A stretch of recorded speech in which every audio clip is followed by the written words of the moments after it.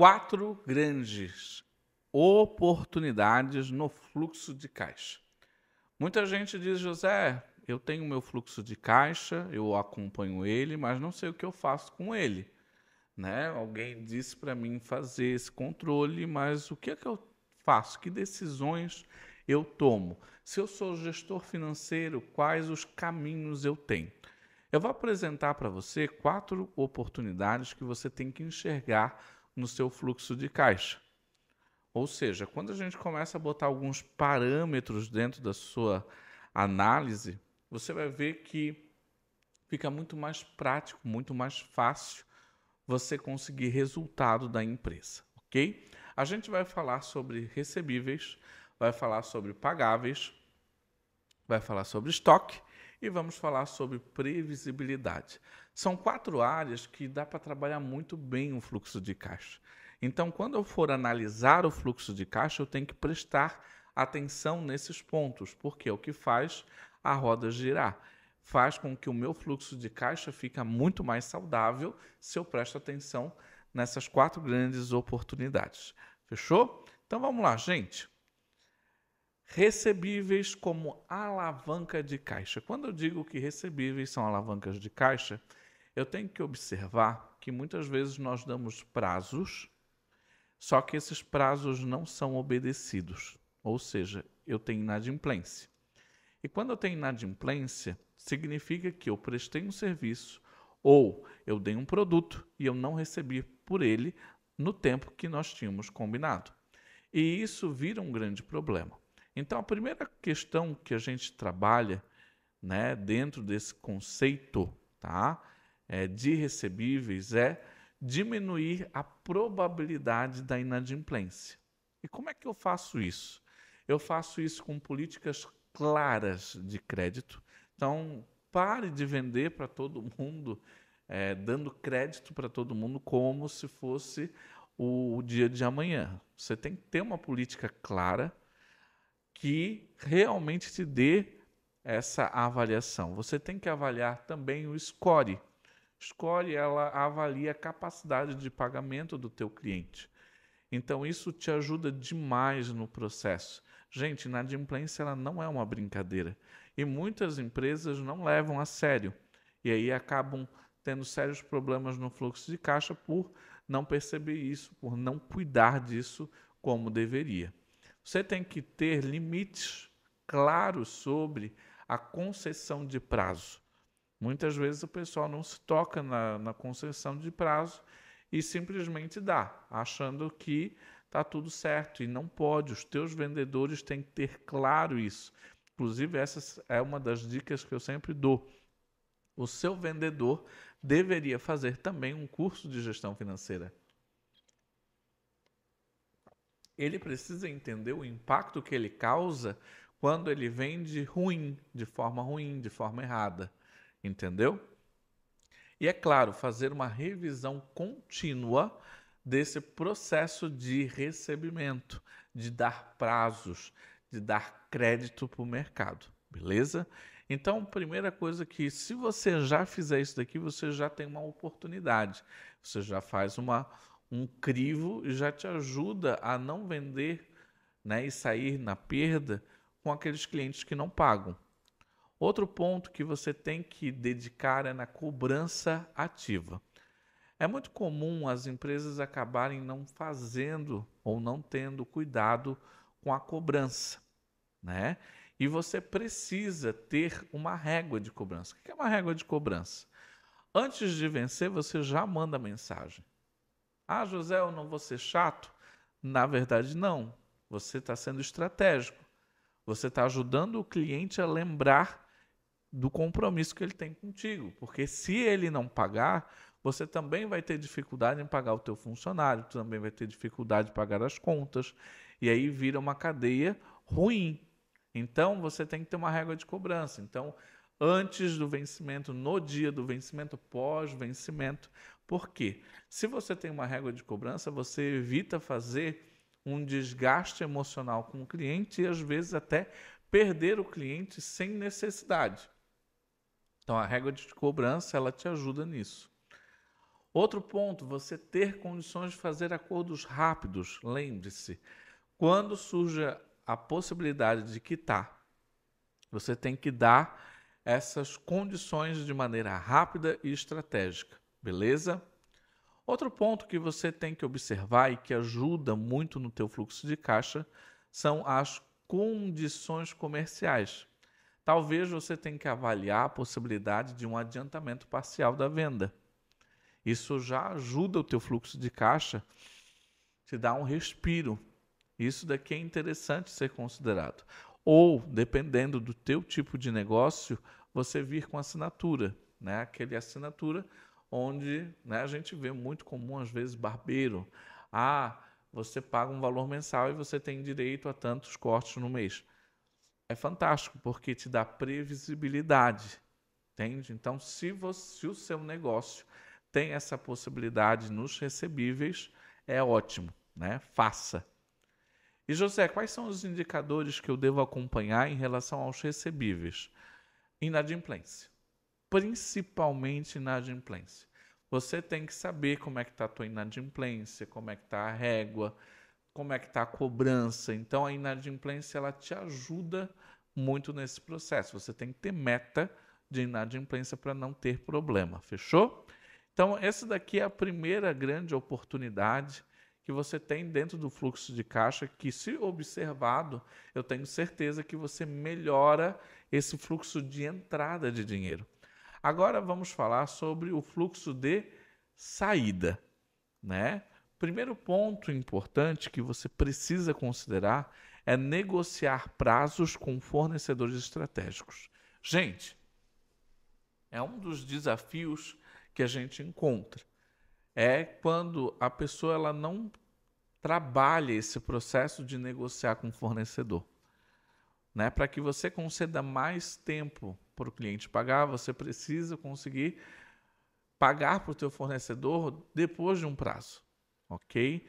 Então negocie, aprenda técnicas de negociação, aprenda técnicas de compra que vão te ajudar com isso. E naturalmente você vai ter uma saída mais tranquila. Você não vai ter uma saída tão acelerada, ok? Então isso é um ponto importante. Outro ponto importante é o calendário de pagamento, né? Você avaliar sempre quando que você pode ter as saídas dentro do mês. Se o teu grande recebimento é o dia 10, os teus pagamentos devem ficar pós o dia 10. Tem gente que faz tudo ao contrário. Ah, eu recebo grande volume de vendas dia 10, porém tenho que pagar tudo dia 5. Não faz sentido. Você tem que ajustar os teus vencimentos junto aos fornecedores.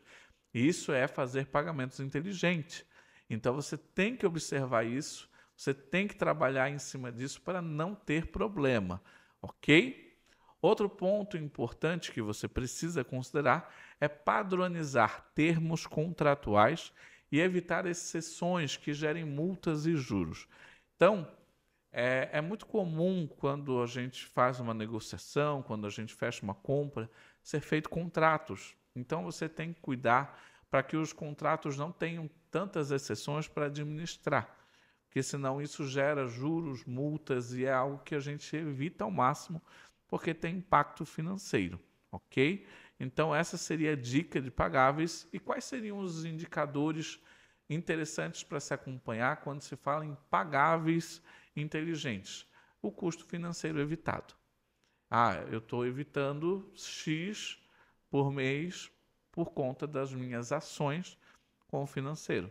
Então você entra num nível mais estratégico do seu fluxo de caixa, ok? Outro lugar que, se não administrado ou muito bem administrado, e pode afetar e afeta demais o fluxo de caixa, são os estoques e as suas operações. O que eu tenho que cuidar com relação a ele?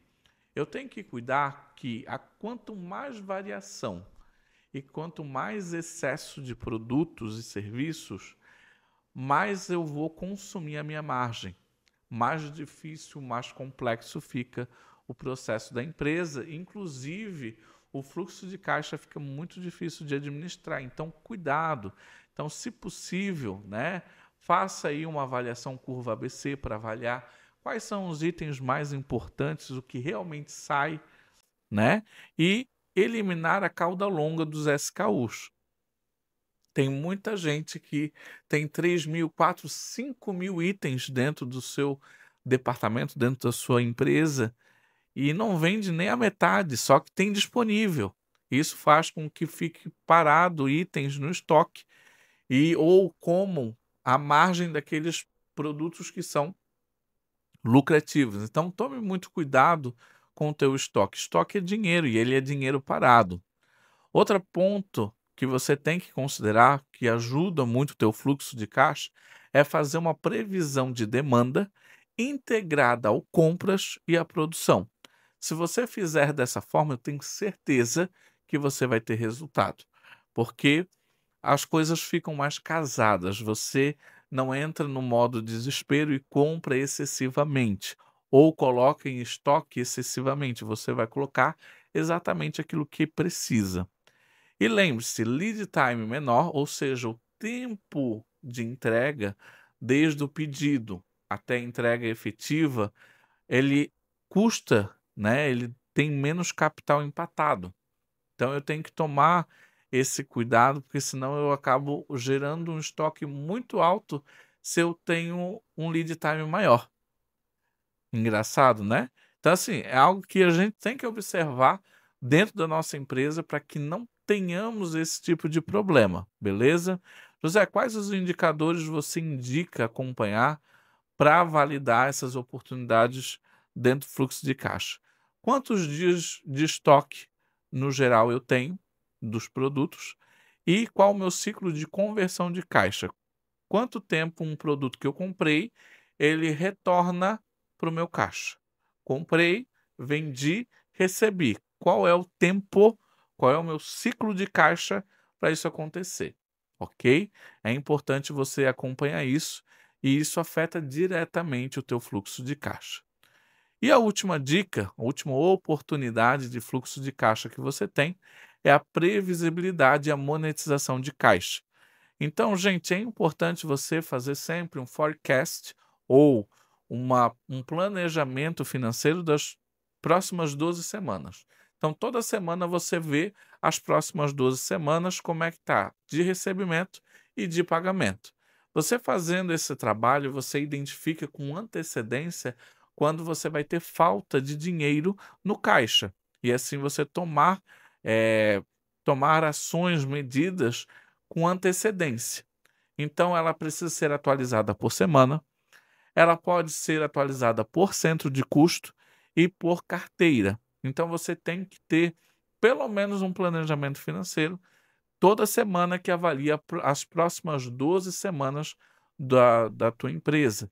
Isso vai te ajudar a pensar no teu fluxo de caixa antes de que o problema ou a bola de neve aconteça, certo?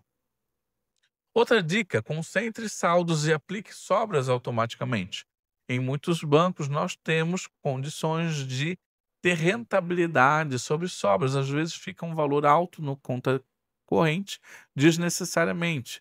Você aplicando, você consegue juros naquele período. Então você tem que considerar isso dentro do seu fluxo de caixa. Isso você consegue money, dinheiro livre para ti. Ah, José, mas é R$ 100. Gente, R$ 100 todo mês, entendeu? R$ 100 todo mês já te dá um valor bacana aí dentro de um ano.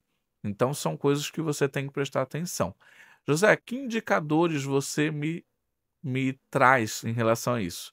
Erros de forecast. Então, fiz uma previsão e errei no meio do processo, então eu tenho que ter esse indicador e melhorá-lo. E rendimento das sobras, ok? Então perceba, gente, que nessa brincadeira eu apresentei para você 4 grandes oportunidades que você pode fazer no seu fluxo de caixa. Às vezes você fica olhando para o seu fluxo de caixa, boiando, pensando, ah, não entendo, não sei o que eu faço. Tá aí. Acabei de mostrar para você a forma que você pode fazer e que dá muito resultado. Fechou? Então, se você gostou desse vídeo, curta esse vídeo, compartilhe para pessoas que estão precisando, que você acredita que vai fazer diferença. E é claro, se inscreva no nosso canal e nos acompanhe nos próximos conteúdos. Um forte abraço e até a mais.